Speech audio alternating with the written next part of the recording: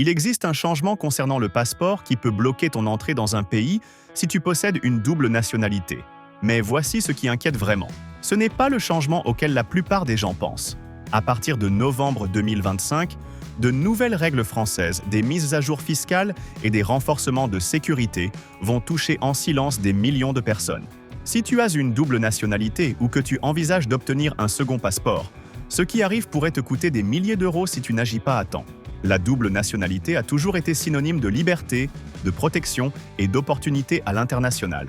Mais avec ces nouvelles mesures, ce que tu croyais savoir n'est plus suffisant.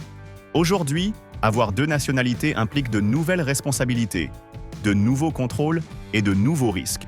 Et un peu plus loin, je t'expliquerai en détail l'élément précis qui peut t'arrêter à l'aéroport, même si tu as toujours voyagé sans le moindre problème. Le premier changement critique est l'un de ceux que beaucoup ignorent. La France exige désormais une transparence totale pour toute personne qui renouvelle ou demande un passeport français. Cela signifie déclarer officiellement toutes les autres nationalités que tu détiens. Avant, c'était pour beaucoup un simple ajout. Aujourd'hui, ce n'est plus facultatif, c'est obligatoire. Cela ne signifie pas que la France cherche à te retirer ton autre nationalité. Cela signifie qu'elle veut identifier, vérifier et enregistrer exactement quels autres pays te reconnaissent comme citoyen. Et même si certains trouvent cela excessif, ces mesures ont une raison très claire.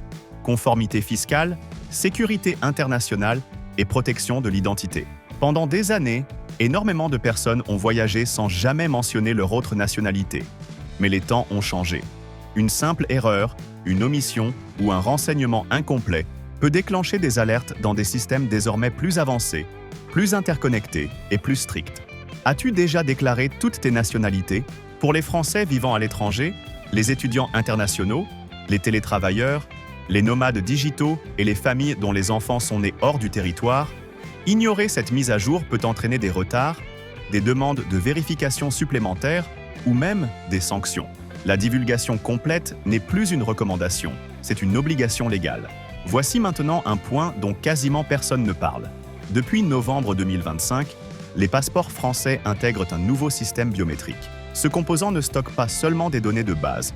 Il peut aussi croiser des registres internationaux, repérer des incohérences et confirmer une identité en quelques secondes. En théorie, cela permet d'accélérer les contrôles, de réduire la fraude et d'améliorer la sécurité. Mais cela signifie aussi que la moindre incohérence dans tes documents sera détectée immédiatement. Beaucoup de citoyens binationaux pensent qu'utiliser un passeport pour entrer et un autre pour sortir suffit. Mais le nouveau système biométrique détecte les schémas, l'historique de voyage et les chevauchements de nationalité. Et voici ce qui devient préoccupant. Les agents aux frontières sont désormais autorisés à poser des questions supplémentaires sur tes autres citoyennetés.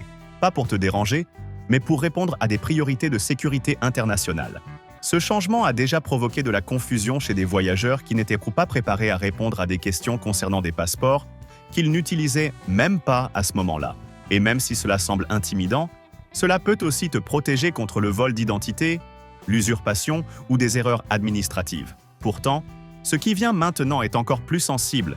L'administration fiscale française a mis à jour les obligations de déclaration pour les Français ayant des revenus à l'étranger. Tout revenu provenant de l'extérieur, qu'il s'agisse de biens immobiliers, de comptes bancaires, d'investissements, de locations, d'intérêts ou de revenus professionnels, doit être déclaré avec une précision totale. Le seuil de déclaration obligatoire reste autour de 10 000 €, mais les pénalités pour non-divulgation ont explosé, surtout pour les personnes à double nationalité. C'est ici que beaucoup commettent l'erreur qui les met dans de sérieux problèmes. Ils pensent que si l'argent est à l'étranger, la France ne le voit pas. C'était une illusion du passé. Aujourd'hui, banques, gouvernements et institutions financières partout dans le monde échangent automatiquement leurs informations. Si toi tu ne déclares pas, le système, lui, le fera. Le respect des obligations financières n'est plus optionnel. Ne pas déclarer tes revenus étrangers peut entraîner des amendes élevées, des restrictions administratives et même des complications pour renouveler ton passeport. Et je te pose la question directement. As-tu déclaré tous tes comptes à l'étranger? Mais voici le détail que presque aucun conseiller fiscal ne mentionne et qui pourrait changer complètement la façon dont tu gères ton statut binational. Lors des démarches de naturalisation ou de confirmation de ta nationalité d'origine, le gouvernement exige désormais que tu prouves que tes différentes nationalités n'entrent pas en conflit avec les intérêts français. Cela inclut des vérifications d'antécédents supplémentaires, des déclarations de loyauté plus précises et une surveillance financière renforcée.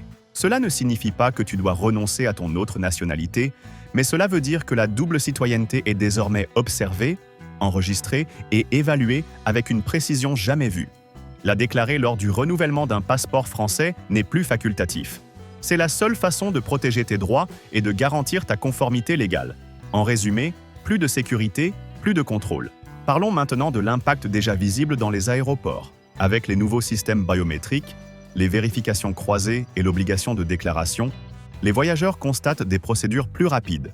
Oui, mais aussi nettement plus strictes. Des détails qui passaient autrefois inaperçus sont désormais repérés automatiquement, comme par exemple entrer dans un pays avec un passeport et en sortir avec un autre sans avoir déclaré ses deux nationalités. Et voici une question essentielle. Avec quel passeport entres-tu et avec lequel sors-tu? Car en 2025, cela compte vraiment, beaucoup plus que la plupart ne l'imaginent. Pour les voyageurs fréquents, les professionnels qui bougent à l'international, les étudiants et les familles qui franchissent régulièrement des frontières, ces changements peuvent faire la différence entre un voyage fluide et un retard inattendu. Les comprendre est indispensable. J'en viens maintenant à l'un des sujets les plus sensibles, le service militaire dans un autre pays. Si toi ou un membre de ta famille avait servi dans l'armée d'un autre État, même si c'était obligatoire, cette information doit être déclarée lors d'une demande de citoyenneté ou d'un renouvellement de passeport français. Le service obligatoire ne fait pas perdre automatiquement la nationalité française. Mais le cacher peut causer de graves complications juridiques, surtout maintenant que les systèmes biométriques et intergouvernementaux sont plus connectés que jamais. Être transparent avec l'État protège ton statut binational. Et même si ces mises à jour semblent strictes, leur objectif est de clarifier des obligations autrefois floues. Elles ne cherchent pas à restreindre des droits, mais à créer une base légale plus sûre. Pourtant, c'est ici que la plupart des citoyens binationaux commettent leur plus grosse erreur. Croire que ces règles ne concernent que les adultes. Faux. Les familles et les enfants sont directement concernés. Les parents français ayant des enfants nés à l'étranger disposent désormais d'une procédure plus claire pour transmettre la nationalité française à leurs enfants. Moins d'attentes, moins de paperasse confuse et davantage de sécurité juridique. Mais si tu ne déclares pas toutes les nationalités de l'enfant dès le départ, des problèmes peuvent surgir lorsque tu demandes son premier passeport français.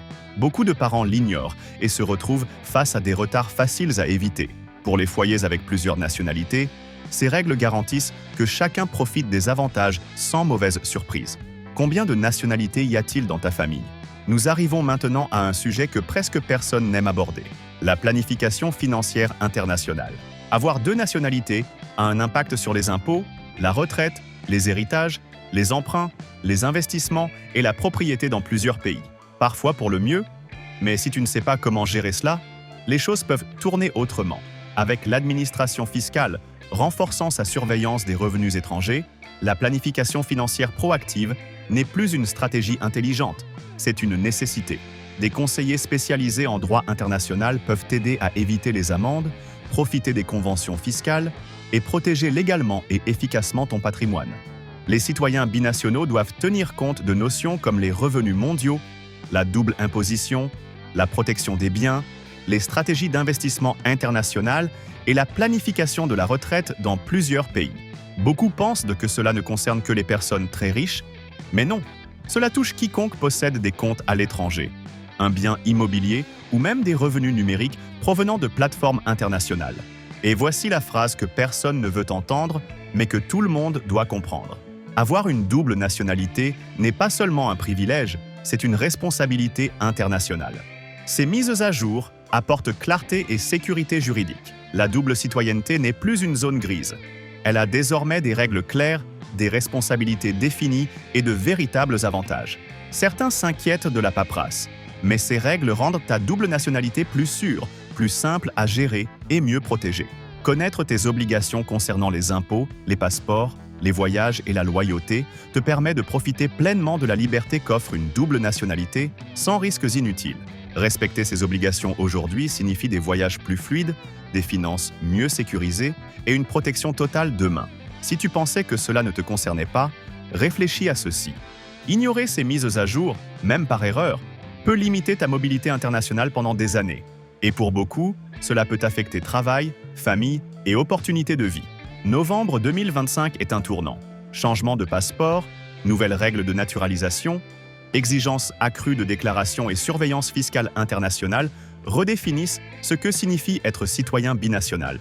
La double nationalité reste une immense opportunité, mais seulement si tu restes informé et proactif. Ces règles te donnent une mobilité internationale, une sécurité financière et une protection juridique sans complications. Mais voici la partie la plus inquiétante. Tandis que les règles de citoyenneté évoluent, les aéroports entrent eux aussi dans une phase critique. Les services de sécurité, les compagnies aériennes et les systèmes de contrôle mettent en place de nouvelles mesures qui touchent déjà des millions de voyageurs sans avertissement. Et ce qui se passe en ce moment peut te coûter de l'argent, du temps et beaucoup de frustration. Regarde bien. Une grande compagnie aérienne vient de s'associer à une entreprise spécialisée en intelligence artificielle pour ajuster les prix des billets sur une partie de ses lignes d'ici la fin de l'année. Et presque personne ne sait que ce système est déjà en marche. Cela paraît technique, mais voici ce que cela signifie vraiment. Un algorithme t'observe, suit la demande en temps réel et modifie les tarifs en continu. Certains élus s'inquiètent que cela mène à ce qu'on appelle des prix de surveillance. Imagine ceci. Le système remarque que tu habites dans un quartier aisé. Il voit que tu réserves souvent à la dernière minute pour des déplacements professionnels. Résultat, il te fait payer plus cher que la personne assise juste à côté de toi dans le même avion, simplement parce qu'il prédit que tu accepteras le prix. Et tu ne saurais jamais que tu as payé davantage. Un dirigeant d'une autre compagnie a déclaré que ce serait totalement inapproprié et qu'il ne ferait jamais cela. Mais on a déjà entendu ce genre de promesses. Et dans un instant, je vais te montrer la nouvelle arnaque liée aux bagages qui coûte déjà des centaines d'euros aux voyageurs, sans même qu'ils perdent une valise. Plus tôt cette année, une compagnie a mis en colère les passagers avec ce que beaucoup ont appelé le supplément pour voyageurs solo. Réserver un billet pour une seule personne coûtait nettement plus cher que réserver pour deux sur le même vol. Face au tollé général, ils ont fait marche arrière en juin. Seulement quelques mois plus tard, on se retrouve avec un nouveau scandale. Voici ce que tu dois faire maintenant. Compare toujours les prix entre compagnies avec un comparateur de vol comme Google Flights. Utilise la navigation privée, efface le cache de ton navigateur et ne pars jamais du principe que le prix que tu vois est celui que tout le monde obtient, parce que ce n'est pas le cas. Le problème suivant a failli provoquer un effondrement du transport aérien et la plupart des gens n'avaient aucune idée de ce qui se passait. Les récents blocages administratifs ont touché toutes les personnes qui prennent l'avion. Agents de sécurité, contrôleurs aériens, personnel essentiel des aéroports, tous dépendent de l'État. Lorsqu'il y a un blocage, ils viennent travailler sans être payés. Le moral chute. Certains se mettent en arrêt maladie. Les files de sécurité s'allongent, les vols prennent du retard. Mais voici le problème encore plus grave dont personne ne parle. Les ressources officielles de la sécurité aéroportuaire n'ont pas été mises à jour depuis plus d'un mois. Cela signifie que le site sur lequel tu te fies, la page qui liste ce que tu peux apporter avec toi, peut être obsolète. Que se passe-t-il si de nouvelles restrictions ont été instaurées pendant le blocage, comme l'interdiction de certains appareils coiffants sans fil ou de batteries externes dans les bagages en soute? Tu ne le découvrirais qu'en voyant tes affaires être confisquées au contrôle. Et ce n'est pas tout. Des contenus inventés par intelligence artificielle et des vidéos trompeuses diffusent des fausses informations partout. Par exemple, une rumeur prétendait que des agents fouillaient les téléphones des voyageurs. C'est faux. Ils peuvent te demander de l'allumer pour prouver qu'il fonctionne, mais ils n'ont pas le droit d'en consulter le contenu. Ce n'est qu'un exemple du chaos qui s'installe quand les sources officielles se taisent. Et la même chose est sur le point d'arriver pour les voyageurs vers l'Europe. Je t'expliquerai pourquoi dans un instant. Vérifie toujours le statut de ton vol avant de partir. Arrive 2 à 3 heures en avance pour un vol national, 3 à 4 heures pour un international, et vérifie toutes les informations directement auprès de ta compagnie aérienne, pas uniquement sur les sites gouvernementaux.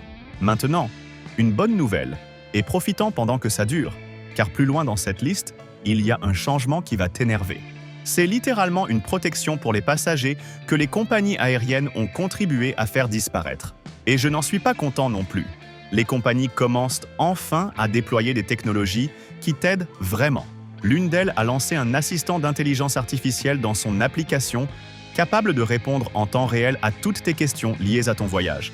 La porte d'embarquement, le statut d'un surclassement, mais c'est l'application d'une autre compagnie qui devient vraiment intéressante.